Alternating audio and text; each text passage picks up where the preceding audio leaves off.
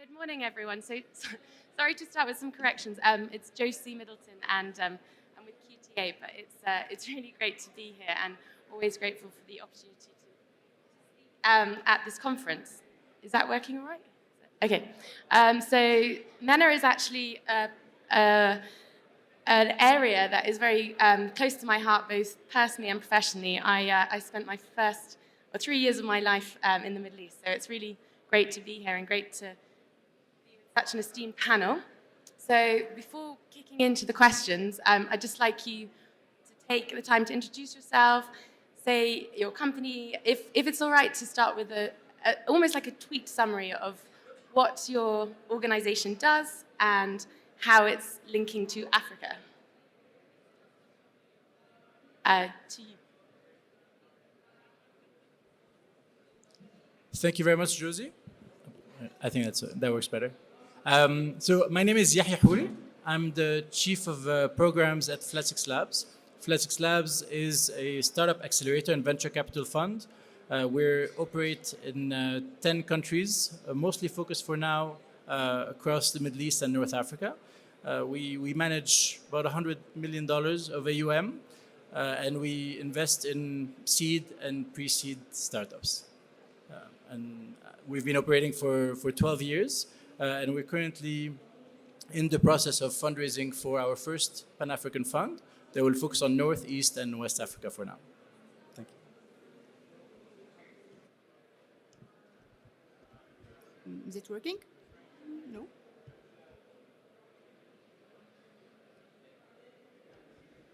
Is it okay? Okay. Good morning, everyone. Thank you for being here. It's really a pleasure for me to be among you. I'm Heba Azeez, pre-sales manager in ITS. Let me just brief you about ITS. It's a software company providing full banking solutions to banks and microfinance institutions across Africa and the Middle East, and we are planning, inshallah, to expand more. My role mainly is related to exploring the banking industry needs from the perspective of banks and financial institutions, and also the directions for countries. That's why actually we are having good insights about Africa and Middle East and their future plans for banking and financial industry.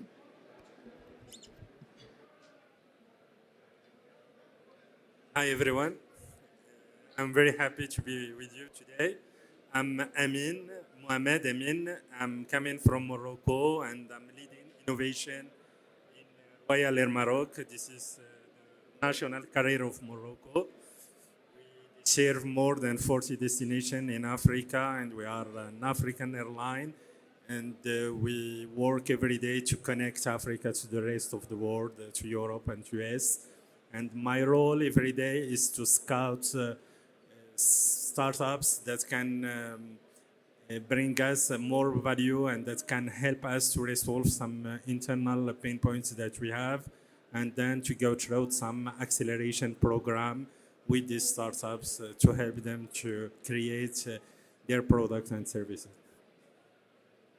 Brilliant. Well, I think everyone who's in the room, although I think a few people have gone for tea, we've got some brilliant panelists ahead. So just a bit of my background as well. So formerly I was working at the IFC and at GSMA. So it's really cool here to have on the panel people who are bringing in, I believe, mobile money, technology, accelerator programs, corporate venture capital. So we're going to have a great discussion. We're going to leave time for some questions. So if you do have any questions, please keep them ready for the last 10 minutes or so. So the Middle East and Africa is what I would describe as quite a budding relationship at the moment. As many countries in the last few years, there's been a lot of financial difficulties with fundraising, for startups getting access to capital as a result of the pandemic and some other geopolitical issues that were occurring prior to even to the pandemic and sadly still occurring today.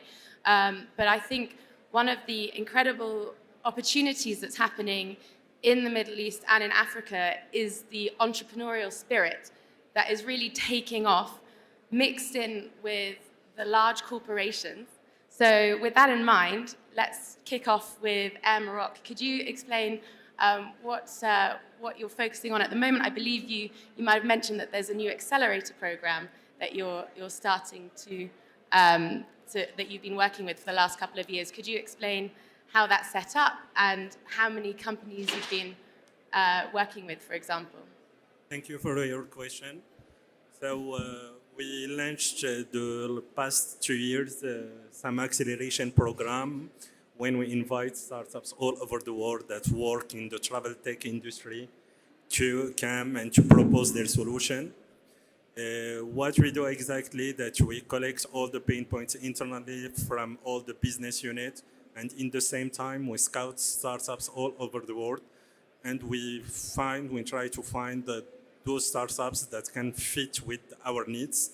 Once we identify all these startups, we invite them to a kind of boot camp when we invite our experts, mentors, coaches to work with them and to co-create a kind of POC. And till now, and about the results of the two past edition, we signed with more than 12 startups from over the world. One or two Moroccan startups, one African startups, and the other is from Americas and Europe. Why? Because the travel tech industry and the ecosystem of travel tech, we can find it is more developed in Americas and in Europe than in Africa. But our objective is really to create this ecosystem and to work all together to create an African travel tech ecosystem to work with. So we will launch a new edition in few weeks, and we invite all the African startups to join us. We propose a very exciting acceleration program, and we help to develop the solution for the travel tech industry. It's really interesting to hear about corporate venture capital and corporate venture incubation or accelerator. From the Air Maroc perspective, what is the ultimate goal that you're trying to get from the program? C'est quoi le but pour le programme? The objective of our program is really to first, to accelerate our business, to improve the customer experience, to generate more value, to have an operational efficiency. But to arrive and to achieve this expectation, we should to innovate all together. And this is the aim really of the program. Once we identify an innovative solution, not essentially in the travel tech industry, we can find, for example, a fintech that can help us, for example, to grow or to increase the conversion rates in our platform. We are here to work together. And our aim is really to, we have two processes. The first one is for the early stage startups. And what we do is we incubate this kind of startup, and we try to work with our experts, mentors, and we try to identify and to co-create this kind of POC. But also, if there is a scale-up, we have a kind of fast-track purchasing process that will help us to go through and to buy this innovation. This is the aim of the program, is to bypass the complexity of the RFP, to give a chance of the startups to work with. And here, if there is an early stage, we are here to incubate, to work together. If there is a scale up, here we go through to the purchase process. That's really awesome, and thanks for giving such a meaty answer. So building off from the accelerator angle, Yehia, can you explain a bit more about Flat 6 Labs and what your current model is, how you're expanding? So what's really great also about Flat 6 Labs is the fact that you can do follow-on investment. So could you, building off from the early stage, could you talk us through how you're developing onto later stage as well, and if and how you're incorporating the African market? Sure, thank you. I'll just look over there because it's hard to speak into the mic, but I would like to answer your question. So Flat 6 Labs essentially operates in a way where, because we target startups that are early stage, we actually need not only to give them funding, but also give them a lot of technical assistance and support. So a lot of and our programs are usually extremely competitive. So on average, we're only able to accept 2 or 3% of the applicants to our acceleration programs. And the way it works is exactly like you said. So any startup that goes through our acceleration program gets an investment ticket, and that investment ticket ranges between $100,000 to $250,000. But then we can actually follow on to up to $500,000 in about 30 or 40% of the startups that we've already invested in.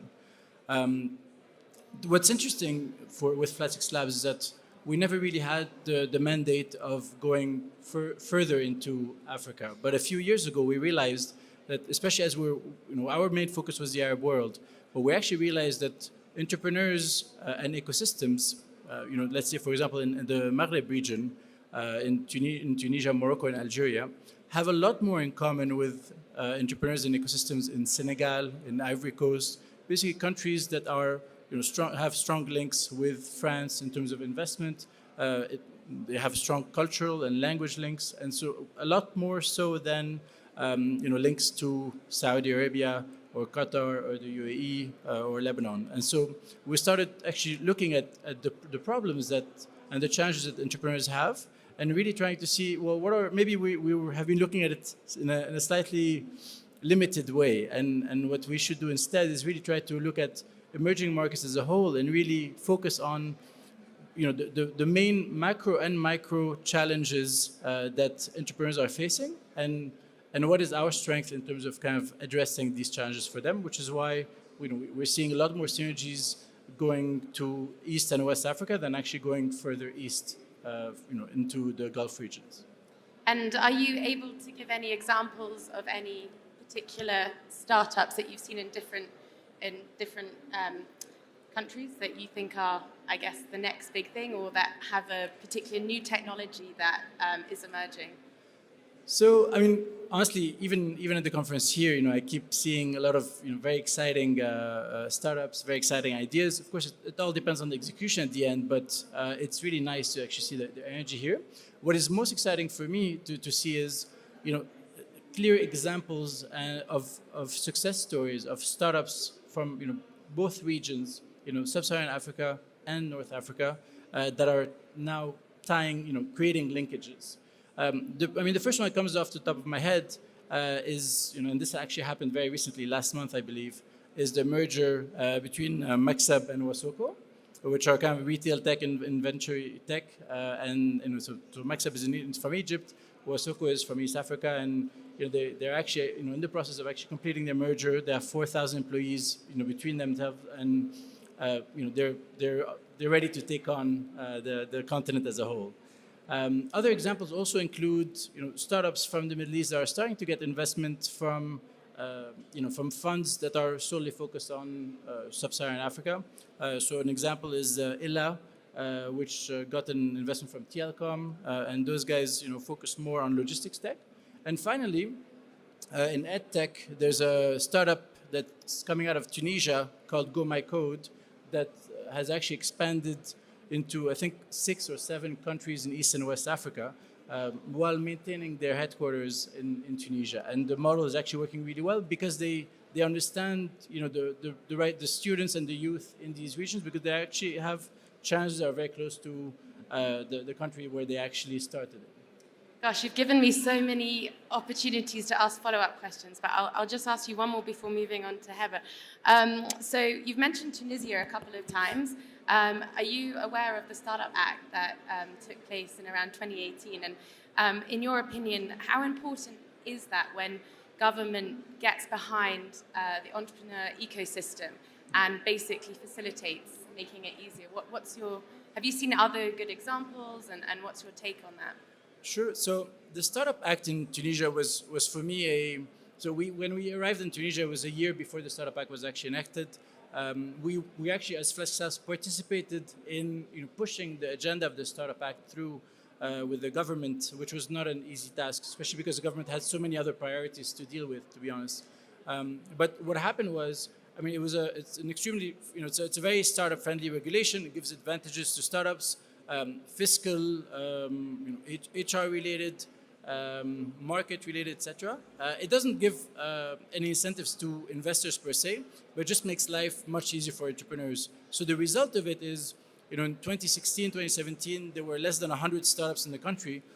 3, 4, 5 years later, there's more than 1,000 startups. And so there was a lot of kind of, a big spotlight that was put on the country that actually really did several things. First, obviously created a very strong pipeline in terms of numbers, but also attracted investors into the country. And I remember, when we used to go and shop around, because we cannot, as an accelerator and as a venture fund for a very early stage, we don't really have the capacity to follow on several times. So we always are looking for other investors to help us co-invest. And so what happened then, 2016, 17, most people would look at us like, oh, why do you want me to invest in Tunisia? There's only like, there's no ecosystem there. 2018, 2019, things completely changed, and people would actually come to us and like, hey, I heard there's exciting things happening in Tunisia. How can we, how can we actually help support, and how can we invest? And kind of, why don't you share your pipeline with us? Wow, that's a really cool answer. Thank you. So Heba, could you talk us through as well? We were talking earlier this morning about the fintech opportunities that your organization has. Could you talk us through that? And again, just sort of explain also a bit about the potential market expansion that you've done and that you're looking to do as well. Okay, first of all, I would like to shed some light about what is the difference between Africa and the Middle East. Actually, our journey has been started in Middle East, and we have then expanded in Africa. I recall my first journey to Zimbabwe 15 years back, when my role was just to integrate the ATM with the core banking system. And I found that the usage of the card is much way different here in Africa than the Middle East. They are depending on this card either in the branches to just handle the branch operations for cash operations. While in Egypt, till the moment, by the way, we are heading to the branch, providing a written request to do cash withdrawal or cash deposit and have a photocopy from our ID. However, from 15 years back in Zimbabwe, they are all automated via their cards. I believe there is a difference between the social needs and the environment, where you had here to implement the cashless society. However, the cashless society concept in Middle East started to evolve now that we need to emulate everything with cash and migrate these means into digital means. So from this concept, currently, I believe from also 8 years back, the countries of the Middle East started to implement the financial inclusion plan just to migrate everything into digital, and that took us around 3 to 4 years just to educate people what is the need for the digital means for all operations and so on. How were you educating them? What was the process? I believe the start was with COVID-19, because after COVID, we sensed a lot of a change there, because a lot of business has been dropped, a lot of business has been stopped. We can't purchase things. We can't transfer money to some people. We can't meet in public. That's why a lot of mobile money operators has been introduced wallets to handle that, because we are having a huge population, unbanked population, and that was the main problem. So mobile money operators has been working to educate these people that if you would like to process your business, you have to have a cash wallet. And that was a start. Then followed by the central bank regulation, where they have invested in a platform for instant transfer for banked people first.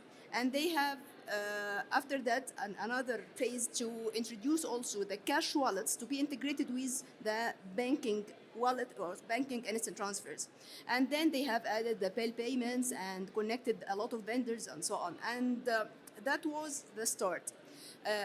Part of the inclusion plan is to introduce also the open banking concept and facilitate how those fintech operators can migrate their business and can integrate their business with banks and other regulatory operations. That's why you will find that in Middle East they have put the regulation for sandbox to facilitate the open banking industry and so on. Can you just explain to the audience what do you mean by a sandbox? Okay, for the fintech environment, as you know, we are having multiple operations of fintech.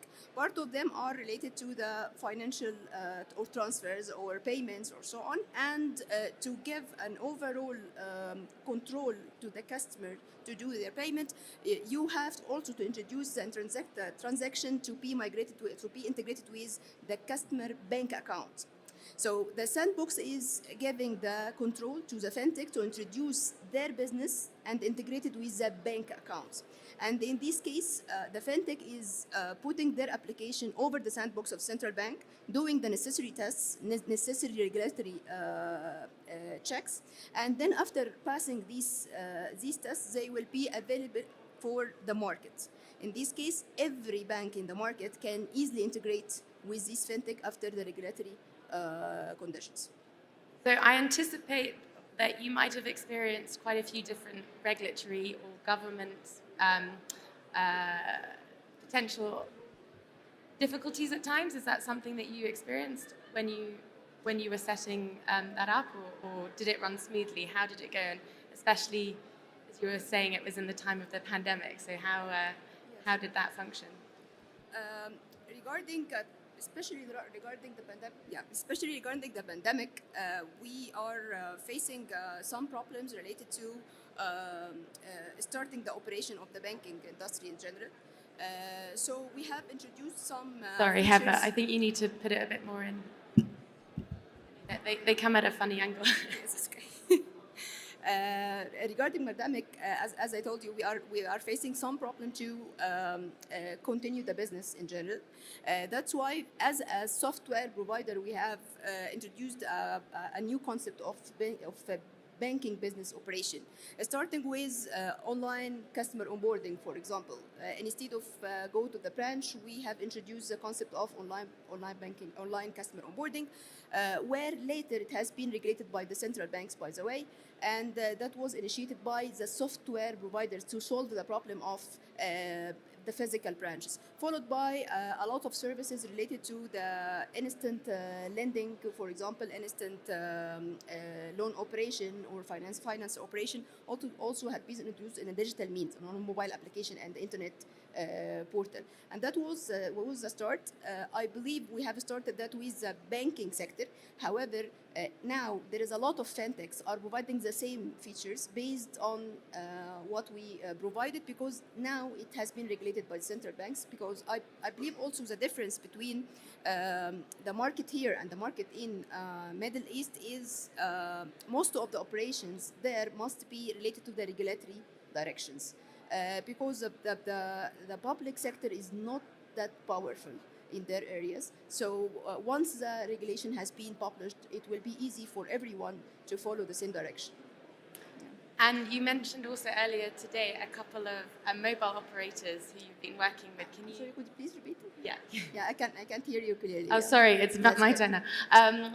Which were the mobile operators that you mentioned this morning that have been successfully integrated with your platform? Can you talk a little bit about that as well? For example, in Egypt, we are having also mobile. Vodafone is available there widely. We are integrating with their wallets. We are having also a wallet with each mobile operator. So we will find that Salat, which is owned by the government of Egypt, and Mobenil in Qatar, also the national network of mobile network there, are also providing the mobile money transactions. We are also integrated with that, and the same for Bahrain and the same for Kuwait. Brilliant. And from Flat 6 Labs' perspective, what sort of partnerships have you been integrating with? Have there been, for example, opportunities to partner with mobile operators, banks as well? Could you talk a little bit about the ecosystem in that regard? Sure. I mean, obviously, all ecosystems are really interconnected. I mean, when I hear about what you guys do, the cash wallets is an integral component to so many of the startups, kind of startups products, and without it, a lot of their transactions can't really work, or it's too expensive for it to work. Like you said, some countries don't yet have the technology, the regulation necessary, and so people have to go and do things by hand, which actually makes things a lot more complicated. So the way I see it, so obviously for us as a fund, our first partnership is with other investors, and so really it's how can we find people who trust us and who are willing to co-invest with us, and we can co-invest with them as well. The second thing, of course, we also work very, very closely with other ecosystem builders, so other incubators, accelerators, co-working spaces, because that's how we get most of our pipeline. A lot of our applications, yes, are posted online, but the reality is the quality ones usually come through referrals from partners on the ground. And we know for a fact that, and we had that discussion actually the other day, so we know that we can't really take a startup and then like analyze it or do a due diligence on it based on our own filters, because let's say 100,000 customers may be huge in Tunisia, but maybe really small in Nigeria, and so you need kind of the right person or entity or partner or on the ground, that trusted partner that can actually give you the right information. For me, if you don't mind, I would like to kind of expand that a little bit to see, not only what are the partners we're working on now, but also what we would like to work on and what others should also be working on as well. So the way we see it is, three tiers. The first one, like I mentioned, so investors have to start looking at, funding from different regions and see how they can create synergies from that. We're starting to see more and more, investors in Saudi Arabia, in the Emirates, and even in Jordan, who are actually interested in investing in sub-Saharan Africa. On the flip side, I know you mentioned regulators quite a few times. So the Startup Act in Tunisia was replicated in Senegal and a few other countries, and so there's a lot of lessons learned that are being exchanged across the board. And so I think it's actually important for regulators to go around and not only kind of go see what's happening in the US or in Silicon Valley or what's happening in Europe, but really what's happening in other emerging markets that have very similar constraints and conditions. And finally, and I think this is the biggest onus, and I know there's several entrepreneurs here in the room today. I think as entrepreneurs, it's your responsibility to go to these other markets and then look at actually three different axes when it actually comes to synergies. The first one is markets. So again, this is actually changing very quickly. We have a lot of, we were here a year ago. This time around, a lot of entrepreneurs from Kenya, from Uganda, from Nigeria are asking us, can you give us access to different markets in the Middle East, which didn't used to happen before, so that's great.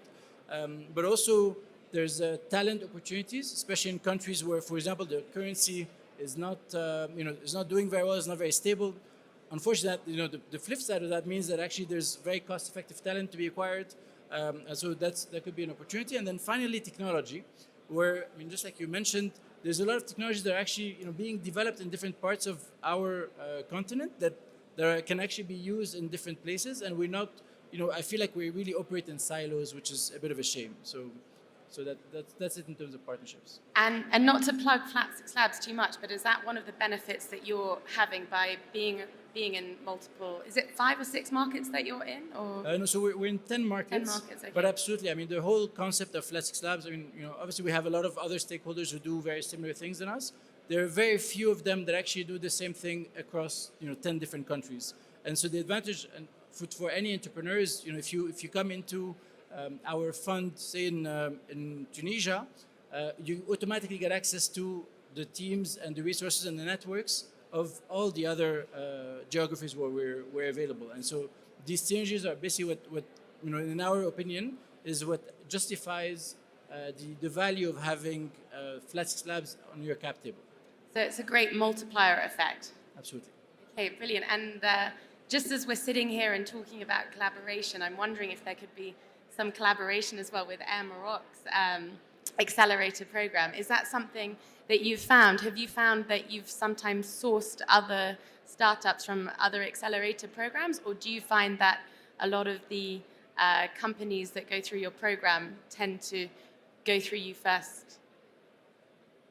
Yes, for sure.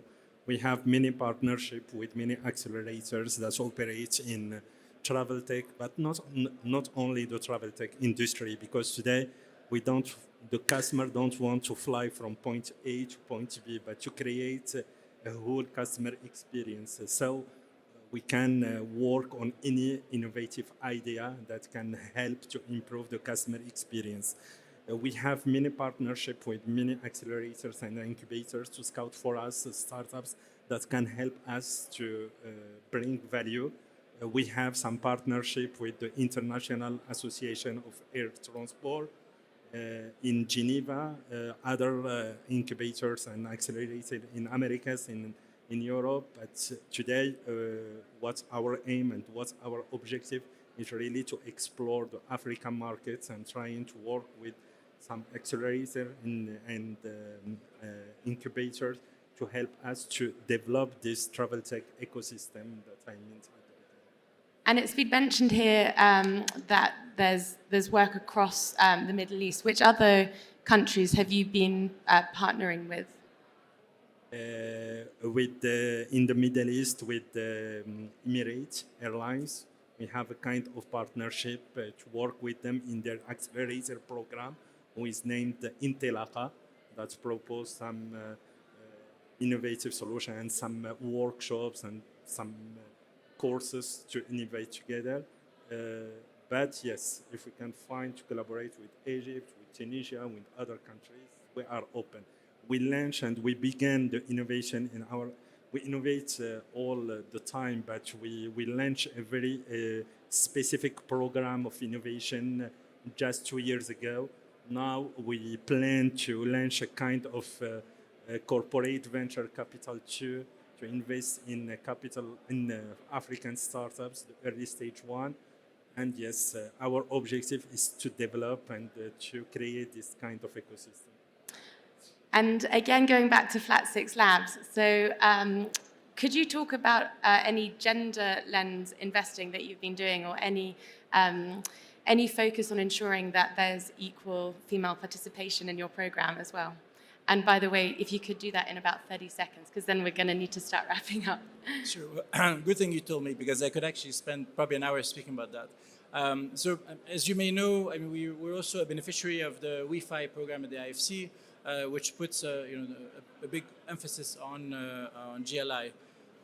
What we have in our upcoming Africa Fund is we have a commitment of 30% of the portfolio being 2x compliant, which is actually quite exciting. What we've noticed, so we've been kind of working on this whole idea of the gender lens thing for a while, because in the reality, when you're an investment fund and you have an investment committee, at the end of the day, the investment committee doesn't really care about what gender or what color or what anybody looks in front of you. They actually just look at the numbers mostly and the capacity of the team to actually execute. And so what we've actually noticed is that a lot of the female founders come in with a kind of like a bit of a more humble approach to, and not less ambitious, but maybe I'm going to say maybe not a very professional word, but a less cocky approach than men, which actually unfortunately results in less investment decisions being made towards them. And so what we actually end up doing is that we identify and kind of pull out these applications, have them go through a very specific track just to focus on business model kind of like reworking, and then plug them back into the selection process where they have as much of a chance, if not more of a chance, to actually get through our investment mechanisms. And so we're hoping that more and more we'll actually be able to do more engagement with women-led enterprises, so that we can actually end up increasing. We understand that 30% is actually quite ambitious, but we actually want to make sure that we go beyond that in our upcoming fund. I think 30% is great, but as someone who worked on an IFC program that was Wi-Fi funded, 30% is good, but there's always always room for more. And also, just to fill you in, 2X is an initiative that was set up by DFIs. If you haven't heard of it before and you're a fund, small plug, highly suggest you look it up and see how you can get involved. It's doing incredible stuff for leveraging the playing field for women in investment, and also increasing the number of investments going to female founders. So I just want to say thank you to the panel for today. It's been truly fascinating. I think we could have gone on lots of different segues with all of you, and I might just do that. But equally, I can share with the rest of the audience. Sorry we didn't have time for for questions to the room, but please do grab the team. And I think it's clear to say that there's a lot of opportunity, a lot of growth, a lot of real programs that are working to corroborate across the different regions. And you three are doing amazing work to make that happen. So if I could just ask everyone in the room to give the panel a round of applause, and thank you for listening.